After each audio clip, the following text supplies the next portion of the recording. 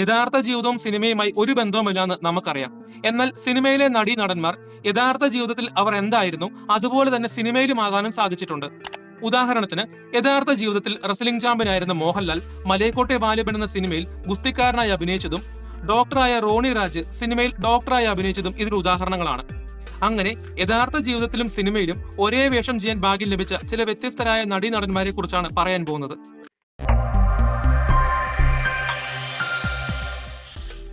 ജയറാം. മിമിക്രിയിൽ നിന്നും സിനിമാ ലോകത്തേക്കെത്തിയ ആദ്യത്തെ സൂപ്പർ താരമായിരുന്നു ജയറാം. യഥാർത്ഥ ജീവിതത്തിലും സിനിമയിലും മിമിക്രിക്കാരനായി വരാൻ കഴിഞ്ഞ വ്യക്തിയാണ് ജയറാം. മിമിക്രിയിൽ നിന്നും സിനിമയിലേക്ക് കയറിയെങ്കിലും 90കളിലെ ഒട്ടുമിക്ക സിനിമകളിലും ജയറാം മിമിക്രിക്കാരനായി അഭിനയിച്ചിരുന്നു. മിമിക്രി ആർട്ടിസ്റ്റ് ജയറാമുണ്ടോ? പിന്നീട് ജയറാമിന്റെ മിമിക്രിയിലെ വൈദഗ്ധ്യം കാണിക്കുന്നതിന് വേണ്ടി മാത്രം സിനിമയിൽ പ്രത്യേക സീനുകൾ ഉൾപ്പെടുത്തിയിട്ടുണ്ട്.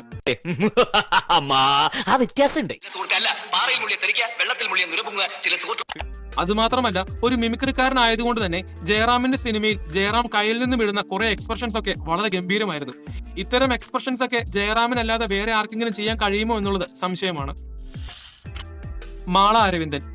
സ്ലാപ്സ്റ്റിക് കോമഡിയും കൂടെ ഒരു പ്രത്യേകതരം സംസാര രീതിയും കൊണ്ട് മലയാളികളെ ചിരിപ്പിച്ച നടനാണ് മാള അരവിന്ദൻ.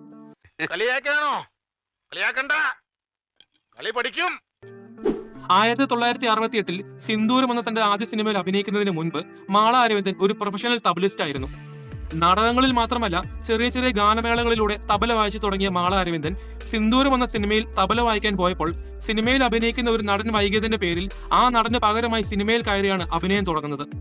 യഥാർത്ഥ ജീവിതത്തിൽ ഒരു പ്രൊഫഷണൽ തബലിസ്റ്റായ മാള അരവിന്ദൻ സിനിമയിലും ഒരുപാട് തവണ തബലിസ്റ്റായി അഭിനയിച്ചിട്ടുണ്ട്. തബലയെ കുറിച്ച് തനിക്ക് എന്തറിയാം?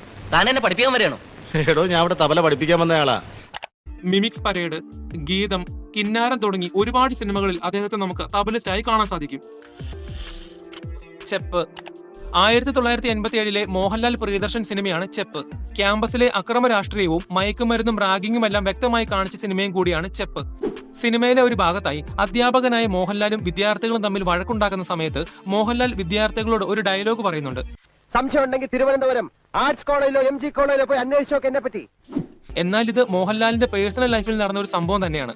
തിരുവനന്തപുരത്തെ MG കോളേജിൽ പഠിക്കുമ്പോൾ മോഹൻലാൽ ഒരുപാട് ഹീറോയിസം കാണിച്ചു നടന്നതിനെ കുറിച്ച് പല ഇന്റർവ്യൂകളിൽ പലരും പറഞ്ഞ് നമ്മൾ കേട്ടിട്ടുള്ളതാണ്. നമ്മൾ ഒരുപാട് കേട്ടിട്ടുള്ള ഒരു സീനിയർ ഉണ്ട് MG കോളേജിൽ ഞാൻ പഠിച്ച സമയത്ത്. അതുകൊണ്ട് ആ ഒരു സംഭവം ഡയലോഗായി സിനിമയിൽ പറയുമ്പോൾ പ്രത്യേകിച്ച് അഭിനയിക്കേണ്ട ആവശ്യമൊന്നും അദ്ദേഹത്തിന് വന്നു കാണില്ലായിരിക്കും. ഇന്നസെന്റ്. നമ്മെ വിട്ടുപിരിഞ്ഞു പോയ മലയാളത്തിലെ മികച്ച ഹാസ്യ നടനാണ് ഇന്നസെന്റ്. ഇന്ത്യയിലെ അടിയന്തരാവസ്ഥ സമയത്ത് ഇന്നസെന്റിന് നാട്ടിലൊരു തീപ്പെട്ടി കമ്പനി ഉണ്ടായിരുന്നു. എന്നാൽ യഥാർത്ഥ ജീവിതത്തിൽ ഒരു തീപ്പെട്ടി കമ്പനി മുതലാളിയായ ഇന്നസെന്റിന് സിനിമയിലും ഒരു തീപ്പെട്ടി കമ്പനിയുടെ മുതലാളിയായി അഭിനയിക്കാൻ സാധിച്ചു എന്നുള്ളതാണ് മറ്റൊരു രസകരമായ സംഭവം. 2010 പുറത്തിറങ്ങിയ പാപ്പി അപ്പച്ചെന്ന സിനിമയിലായിരുന്നു ഈ ഒരു സംഭവം ഉണ്ടായത്.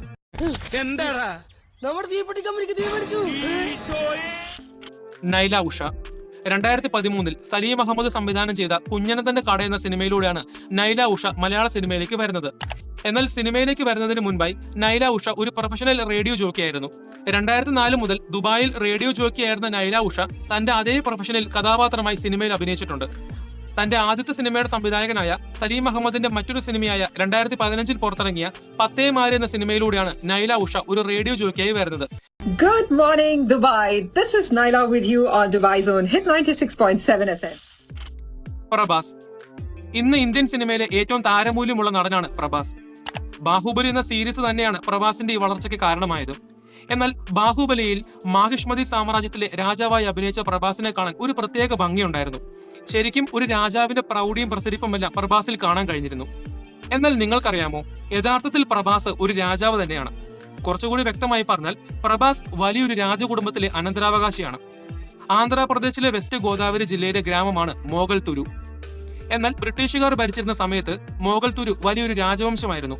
പ്രഭാസിന് മുൻപുള്ള 3 തലമുറയിലെ വ്യക്തികൾ അവിടുത്തെ രാജാക്കന്മാരായിരുന്നു. ആന്ധ്രാപ്രദേശിൽ മാത്രമല്ല, ഇന്ത്യയിലെ തന്നെ ഏറ്റവും വലിയ കോട്ടകളിൽ ഒന്നാണ് മോഗൽതുരു കോട്ട.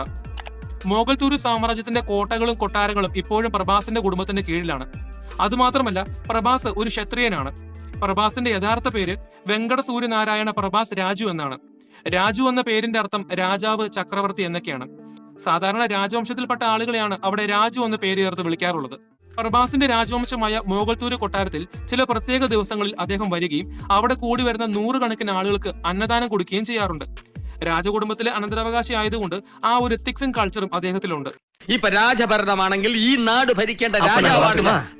അതുകൊണ്ട് തന്നെ അദ്ദേഹം വളരെ എളിമയോടുകൂടി പെരുമാറുകയും ഒരുപാട് ആളുകളെ സഹായിക്കുകയും ചെയ്യുന്നുണ്ട്. എന്തിനു പറയാൻ, കേരളത്തിൽ പ്രളയവും വയനാട് ദുരന്തവും ഉണ്ടായപ്പോൾ കോടികളാണ് അദ്ദേഹം കേരളത്തിലേക്ക് സംഭാവന ചെയ്തത്. അങ്ങനെ യഥാർത്ഥ ജീവിതത്തിലും സിനിമയിലും രാജാവായി അഭിനയിക്കാൻ കഴിഞ്ഞു എന്നുള്ളത് വളരെ കൗതുകമുണർത്തുന്ന ഒരു സംഭവമാണ്. ലെന 1998 സ്നേഹം എന്ന സിനിമയിലൂടെയാണ് ലെന മലയാള സിനിമയിലേക്ക് വരുന്നത്. എന്നാൽ ലെന ഒരു നടി മാത്രമല്ല, ഒരു ക്ലിനിക്കൽ സൈക്കോളജിസ്റ്റും കൂടിയാണ്. മറ്റുള്ളവരെ പോലെ തന്നെ ലെനയ്ക്കും തന്റെ പ്രൊഫഷനായിട്ടുള്ള ക്യാരക്ടറിൽ അഭിനയിക്കാൻ സാധിച്ചു എന്നുള്ളതാണ് മറ്റൊരു പ്രത്യേകത. 2015 KV ആനന്ദ് സംവിധാനം ചെയ്ത അനേകൻ എന്ന സിനിമയിൽ ഡോക്ടർ രാധിക എന്ന സൈക്കോളജിസ്റ്റായി ലെന അഭിനയിച്ചിരുന്നു. സിനിമയിലും ജീവിതത്തിലും ഒരേ പ്രൊഫഷനിൽ വരാൻ കഴിഞ്ഞു എന്നുള്ളത് ലെനയ്ക്ക് കിട്ടിയ മറ്റൊരു പ്രത്യേകതയാണ്. എന്നാൽ അതേസമയം റീഹാബിലിറ്റേഷൻ കൗൺസിൽ ഓഫ് ഇന്ത്യയിൽ ലെന രജിസ്റ്റർ ചെയ്തിട്ടില്ലെന്നും അതുകൊണ്ട് ലെന ഒരു ലൈസൻസ്ഡ് ക്ലിനിക്കൽ സൈക്കോളജിസ്റ്റ് അല്ല എന്ന് പറഞ്ഞുകൊണ്ട് പല ആളുകളും ഒരു സമയത്ത് രംഗത്ത് വന്നിരുന്നു. നരേന്ദ്ര പ്രസാദ് നമ്മെ വിട്ടുപിരിഞ്ഞു പോയ മറ്റൊരു കലാകാരനാണ് നരേന്ദ്ര പ്രസാദ്. 1989 തന്റെ ആദ്യ സിനിമ അഭിനയിക്കുന്നതിന് മുൻപായി നരേന്ദ്ര പ്രസാദ് ഒരു കോളേജ് ലെക്ചറായിരുന്നു. 1967 മുതൽ കേരളത്തിലെ 3 യൂണിവേഴ്സിറ്റികളിലും 5 കോളേജുകളിലും അദ്ദേഹം ലെക്ചറായി ജോലി ചെയ്തിട്ടുണ്ട്. യഥാർത്ഥ ജീവിതത്തിൽ കോളേജ് ലെക്ചറായിരുന്ന നരേന്ദ്ര പ്രസാദിന് ഒരുപാട് ചിത്രങ്ങളിൽ കോളേജ് ലെക്ചറായി അഭിനയിക്കാൻ സാധിച്ചു എന്നുള്ളതാണ് മറ്റൊരു പ്രത്യേകത.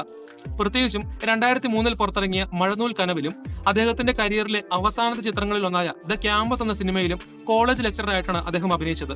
അതുമാത്രമല്ല, തന്റെ അവസാന ചിത്രങ്ങളിൽ ഒന്നായ ദ ക്യാമ്പസ് എന്ന സിനിമയിൽ കോളേജ് ലെക്ചറായി മാത്രമല്ല അദ്ദേഹം അഭിനയിച്ചത്, ആ ലെക്ചർ എന്ന കഥാപാത്രത്തിന്റെ പേര് നരേന്ദ്രൻ എന്നായിരുന്നു. കലാഭവൻ മണി മലയാള സിനിമയിലെ ഒരു നടന്റെ വിയോഗത്തിന് ഏറ്റവും കൂടുതൽ ആളുകൾ പങ്കെടുത്തത് കലാഭവൻ മണിയുടെ മരണസമയത്താണ്. അത്രത്തോളം ഉണ്ടായിരുന്നു കലാഭവൻ മണി എന്ന നടനോടും വ്യക്തിയോടുമുള്ള ആളുകളുടെ ഇഷ്ടം. യഥാർത്ഥ ജീവിതത്തിലെ വ്യക്തിയായി സിനിമയിൽ അഭിനയിക്കാൻ ഭാഗ്യം ലഭിച്ച മറ്റൊരു നടനാണ് കലാഭവൻ മണി. സിനിമയിൽ വരുന്നതിന് മുൻപായി കലാഭവൻ മണി ഓട്ടോറിക്ഷ ഡ്രൈവർ ആയിരുന്നുവെന്ന് എല്ലാവർക്കും അറിയാം. യഥാർത്ഥ ജീവിതത്തിലെ ഓട്ടോറിക്ഷ ഡ്രൈവറായി തന്നെയാണ് കലാഭവൻ മണി 1995 അക്ഷരം എന്ന സിനിമയിലൂടെ ആദ്യമായി മലയാള സിനിമയിലേക്ക് വരുന്നത്. എന്നാൽ പിന്നീട് ഒരുപാട് മലയാളം തമിഴ് സിനിമകളിൽ കലാഭവൻ മണി ഓട്ടോറിക്ഷ ഡ്രൈവറായി അഭിനയിക്കുകയും ചെയ്തിട്ടുണ്ട്. രജനീകാന്ത് 1970 കാലഘട്ടങ്ങളിൽ ബാംഗ്ലൂരു ട്രാൻസ്പോർട്ട് സർവീസ് എന്ന ഇന്നത്തെ BMTC ഡിപ്പോയിലെ ബസ്സിൽ കണ്ടക്ടറായി ജോലി ചെയ്തിരുന്ന വ്യക്തിയായിരുന്നു ശിവാജി റാവു എന്ന രജനീകാന്ത്. 1975 ആദ്യ സിനിമയിൽ രജനീകാന്ത് അഭിനയിച്ചെങ്കിലും യഥാർത്ഥ ജീവിതത്തിൽ താൻ ചെയ്തിരുന്ന അതേ തൊഴിൽ സിനിമയിലും അദ്ദേഹം അഭിനയിച്ചിട്ടുണ്ട്. തന്റെ 50 വർഷത്തെ കരിയറിൽ ബസ് കണ്ടക്ടറായി അദ്ദേഹം ഒരൊറ്റ സിനിമയിൽ മാത്രമേ അഭിനയിച്ചിട്ടുള്ളൂ. വീഡിയോ ഇഷ്ടപ്പെട്ടെങ്കിൽ ചാനൽ സബ്സ്ക്രൈബ് ചെയ്യുന്ന കാര്യം ഒന്ന് പരിഗണിക്കുക. അതോടൊപ്പം നിങ്ങളുടെ അഭിപ്രായങ്ങൾ കമന്റ് ബോക്സിൽ രേഖപ്പെടുത്തുക. അപ്പോൾ അടുത്തൊരു വീഡിയോയുമായി വരുന്നത് വരെ ബൈ.